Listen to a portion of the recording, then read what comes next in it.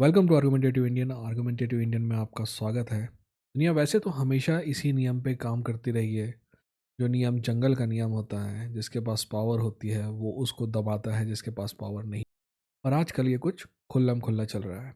इस बात को समझने के लिए हम वेनेजुएला का एग्जांपल लेंगे और आपको धीरे धीरे बात समझाने की कोशिश करेंगे। ठीक है, सब्सक्राइब करके बेल आइकन पर क्लिक करिए, ब्ला ब्ला ब्ला।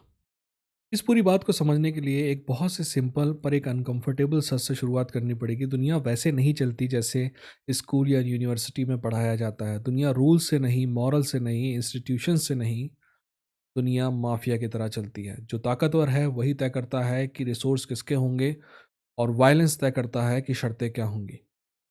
यूनाइटेड स्टेट्स आज एक गैंगस्टर स्टेट की तरह बिहेव कर रहा है। वैसे तो यूनाइटेड स्टेट्स हमेशा से एक गैंगस्टर स्टेट की तरह बिहेव करते रहा है, पर कम से कम पहले वो छुपाने की कोशिश करता था। आजकल वो छुपाने की कोशिश भी नहीं कर रहा है।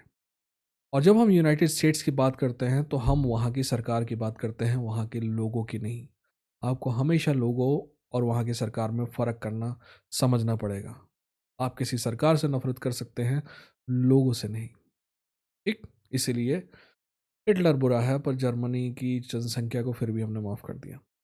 ठीक, यूनाइटेड स्टेट्स आज एक गैंगस्टर की तरह बिहेव कर रहा है, और डोनाल्ड ट्रंप ने यह बात पूरी दुनिया के सामने बिना किसी शर्त के साफ कर दी है। मैसेज बिल्कुल साफ है, सिंपल है।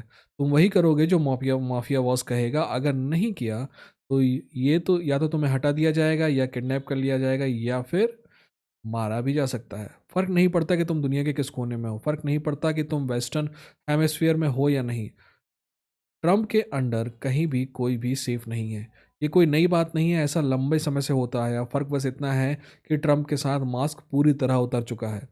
3 साल पहले ट्रंप खुलेआम 3 साल पहले ट्रंप ने खुलेआम मजाक उड़ाते हुए कहा था कि अमेरिका वेनेजुएला से ऑयल खरीद रहा है। वह कहता था कि अगर वो सत्ता में होता तो ऑयल खरीदता नहीं बल्कि सीधा ले लेता। उसके शब्दों में, we would have taken it, we would have gotten all that oil. और अजीब बात यह है कि ट्रंप इस सिस्टम को एक्सपोज कर रहा है।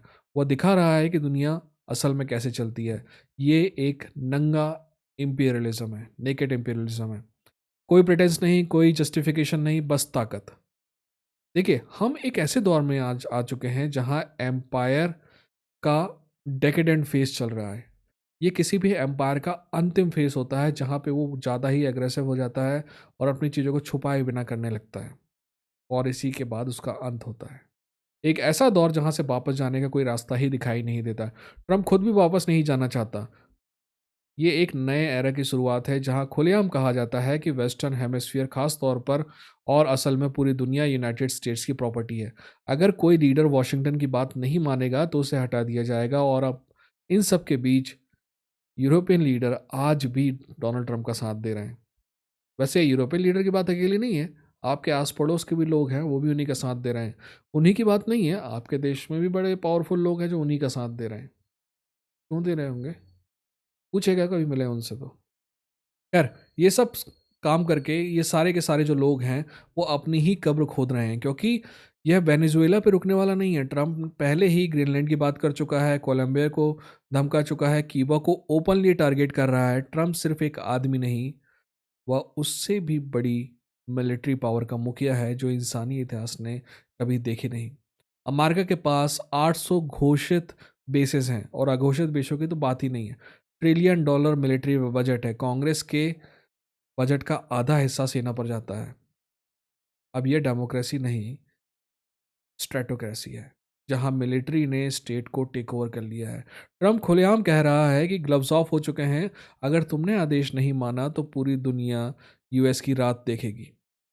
ट्रंप माफिया डॉन है, उसके नीचे लेफ्टिनेंट है जो डर्टी वर्क करते हैं। फर्क बस इतना है कि माफिया डॉन को रोकने वाली कोई पुलिस दुनिया में है नहीं। सवाल उठता है कि वेनेजुएला ही क्यों चुना गया। क्या वेनेजुएला टारगेट होता क्या वेनेजुएला तब भी टारगेट होता अगर उसका मेन एक्सपोर्ट गोभी का फूल होता? नहीं ना। वेनेजुएला टारगेट है क्योंकि उसके पास दुनिया के सबसे बड़े प्रूवन ऑयल रिजर्व हैं। 20वीं सदी के ज़्यादातर हिस्सों में वेनेजुएला एक यूएस सैटेलाइट स्टेट की तरह था। वो वही करता था जो उसे कहा जाता था। सब कुछ बदलता है 1998 में, जब ह्यूगो चावेज चुने जाते हैं, एक डेमोक्रेटिक सोशलिस्ट जो वेल्थ डिस्ट्रीब्यूशन की बात करता है। उस वक्त वेनेजुएला में एक छोटी सी लाइट स्किन एलीट थी, जिसके डिसेंड जो यूरोपियन डिसेंडेंट की थी, जिनका रिश्ता अपने ही देश के ज़्यादातर लोगों से नहीं होता था बल्कि मियामी के लोगों से होता था। दशकों तक उन्होंने यूएस के साथ मिलकर इस देश को लूटा। चावेज ने उस अरेंजमेंट को ख़त्म किया। उसने पहली बार ऑयल वेल्थ का उपयोग आम लोगों के लिए किया। स्कूल्स बने बैरियोस में, जहाँ कभी भी पुलिस नहीं पहुंची थी, जहाँ कहीं कोई हेल्थ वर्कर नहीं पहुंचा था, वहाँ हेल्थ केयर पहुंची। ऐसे लोगों को डॉक्टर दिखा जिन्होंने कभी डॉक्टर नहीं देखा था। चावेज ने साफ कहा, मुझे यूएस से कोई प्रॉब्लम नहीं है, लेकिन जब आप ऐसा करते हैं तो एम्पायरों के पैरों पर अंपायर अपने एम्पायर के पैरों पे आपके हथियारों का घाव साफ नजर आता है। जब वेनेजुएला ने ऑयल इंडस्ट्री नेशनलाइज की, यूएस कंपनियां नाराज हो गई। दशकों तक उन्हें ऑलमोस्ट बिना टैक्स दिए ऑयल निकाला था। अब उन्हें वेनेजुएलियन स्टेट को पैसा देना था, और उससे भी बड़ी प्रॉब्लम यह थी कि यह पैसा गरीब लोगों पर खर्च हो रहा था। बस यहीं से 25 साल की वॉर शुरू होती है। 2002 में बुश एडमिनिस्ट्रेशन के टाइम पे कू हुआ। चावेज को भी किडनैप किया गया, गन पॉइंट पे एक आइलैंड में ले जाया गया, लेकिन ये कू फेल हो गया क्योंकि वहाँ के लोग सड़कों पर आ गए, जैसे कि आज भी आए हुए हैं मडूरो को लेकर। यही बात डोनाल्ड ट्रंप जानता था, इसीलिए उसने किडनैप करके उसको वेनेजुएला में नहीं रखा बल्कि अमेरिका ले गया है, क्योंकि अब जनता कितनी भी सड़क पे आ जाए क्या उखाड़ लेगी। जनता ने उस समय कहा कि we want our president back, और चावेज वापस आ गया, लेकिन वॉर खत्म नहीं हुई। यूएस ने अपने पूरे टूल किट का इस्तेमाल किया। NED, national endowment for democracy, USAID, DEA, सब अपोजिशन को फंड करने में लगे हुए थे। जब ये फेल हो गया तो सैंक्शन आए। 2017 में सैंक्शंस ने वेनेजुएला की ऑयल इंडस्ट्री को तबाह कर दिया। 2017-18 के बीच में 40,000 लोग सैंक्शन की वजह से मरे। ये सैंक्शन इंटरनेशनल लॉ के खिलाफ थी और यूएस लॉ के खिलाफ भी थी। जब सैंक्शन फेल हो गए तो आखिरी ऑप्शन बचा मिलिट्री। डेल्टा फोर्स भेजी गई, प्रेसिडेंट और उसकी वाइफ को किडनैप कर लिया गया, कैराकस को बॉम्ब किया गया, 80 से ज़्यादा लोग मारे, 22 क्यूबन सिक्योरिटी ऑफिसर्स को मार दिया गया। प्रेसिडेंट को प्लेन में डालकर न्यूयॉर्क ले जाया गया। ये साउथ अमेरिका में यूएस द्वारा किया गया पहला बॉम्बिंग था, और ये सब नॉर्मलाइज हो गया क्योंकि यूरोप, यूएन, सब ने चुप्पी साध ली, और आपके आसपास के देशों ने भी चुप्पी साध ली, और शायद आपके देश ने भी। साइलेंस से ने इसे एक्सेप्टेबल बना दिया।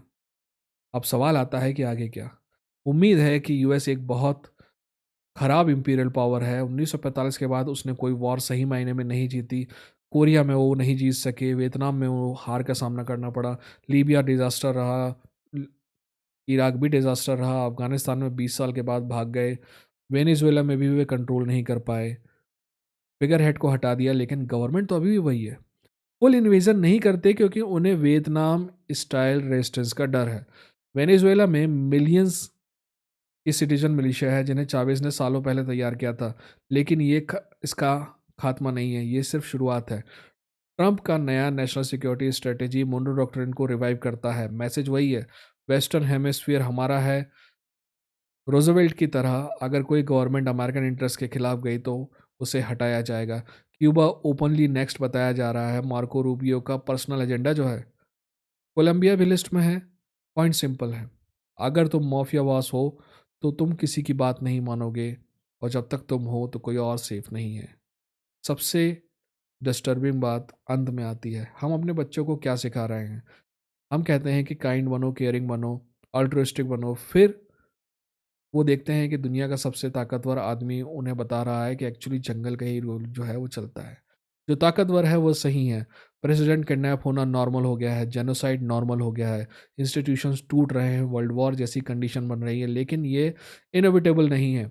वर्ल्ड वॉर वर्ल्ड ऑर्डर खत्म हो चुका है, नया वर्ल्ड ऑर्डर बनेगा। ये सवाल है, उसे ट्रम्प बनाएगा या आप लोग मिलकर बनाएंगे। और इसी वजह से मेन स्ट्रीम मीडिया पे सबसे पहले आपको भरोसा करना बंद करना पड़ेगा। वॉर के समय एक धुआं पैदा होता है, और जिस धुएं से आपको सच्चाई पता नहीं चलती। इंडिपेंडेंट मीडिया ऐसे समय में बहुत ज़्यादा ज़रूरी है। अगर आप किसी इंडिपेंडेंट मीडिया पे भरोसा करते हैं तो भरोसा बनाए रखें, पर उसका सच भी वेरीफाई करें। ठीक है, मिलते हैं अगले वीडियो के साथ। अपना ध्यान रखिए, अपनों का ध्यान रखिए। ये था आर्गुमेंटेटिव इंडियन। ध्यान रखिए, नॉलेज एक लौती ऐसी चीज़ है जो आपसे कोई चुरा नहीं सकता।